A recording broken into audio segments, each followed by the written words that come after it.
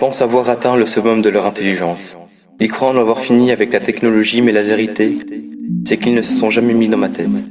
Dans 6 secondes, maman m'appellera parce qu'elle ne trouvera pas la télécommande qu'elle a fait tomber en dessous du canapé, il y a exactement 38 minutes et 2 secondes. Elle la retrouvera avant même que j'ai eu le temps de lui répondre. C'est que j'arrive à capter chaque son, chaque pensée et à voir chaque souvenir. Maximilien, où as-tu mis la télécommande? C'est bon, j'ai trouvé.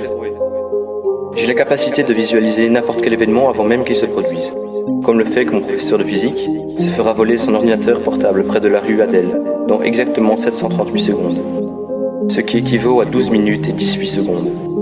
Chaque personne ouvre la porte de sa maison grâce à son empreinte digitale, mais qui expliquera à la population que, dans un futur proche, on aura inventé des maisons assez intelligentes pour sourire automatiquement aux personnes qui les habitent.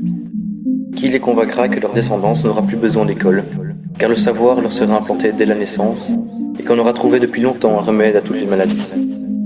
Il est 20h32 et dans 11 minutes, maman toquera à ma porte pour m'informer que j'irai chez mon géniteur.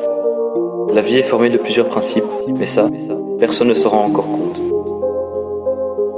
Principe numéro 1, nous possédons tout ce que nous savons dans une partie de notre imagination. Sinon, à quoi ça servirait d'imaginer si l'on peut créer?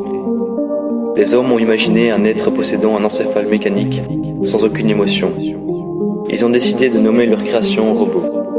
Ensuite, ils imagineront un moyen de transport capable de s'opposer à la loi de la gravité. Ils nommeront leur création voiture spatiale. Toutes ces capacités qui me différencient des autres, je les ai depuis que je suis dans le ventre de ma mère. À 6 mois et 18 jours, j'étais capable d'entendre chaque pensée de ma mère, ainsi que celle des personnes qui l'entouraient. 20h38. La voisine déposera ses poubelles au coin de la rue. Toujours les mêmes tics, mais ça, ils ne l'ont pas encore remarqué. Maman, par exemple, a l'habitude de se brosser les dents chaque matin après sa douche. Si elle venait à se doucher encore une fois à 4h de l'après-midi, elle se laverait les dents une fois de plus juste après sans même s'en rendre compte. 20h40. À partir de maintenant, la voisine est à 4 mois de grossesse. Ce sera une fille, une jolie rousse, bien que ses deux parents soient bruns. Elle aimera la danse, tout comme sa grand-mère, mais ne le découvrira qu'à l'âge de 12 ans. Maximilien, entre. Ce week-end, tu vas chez ton père. Il veut t'emmener à Chesapeake avec Nathan et les 2 autres. 20h44.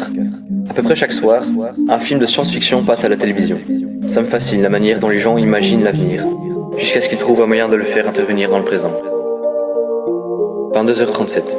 Allongé dans mon lit, je revisualise ma journée comme si je regardais un film. Mettre pause, avancer et reculer. Tout est stocké dans ma mémoire. Le lendemain, c'est comme si je tournais une page de ma vie et que j'avais la capacité de relire selon mon désir. On peut comparer ma mémoire à celle d'une carte mémoire.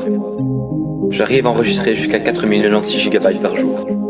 Après quelques heures de sommeil, ma mémoire remet le compte à rebours à 0. Jusqu'où serais-je capable d'aller? Et si je devais construire l'avenir tout seul? En aurais-je même la force? L'intelligence et la mémoire me sont offerts par qui? Je ne sais pas. Mais je ferai d'elle mon sabre.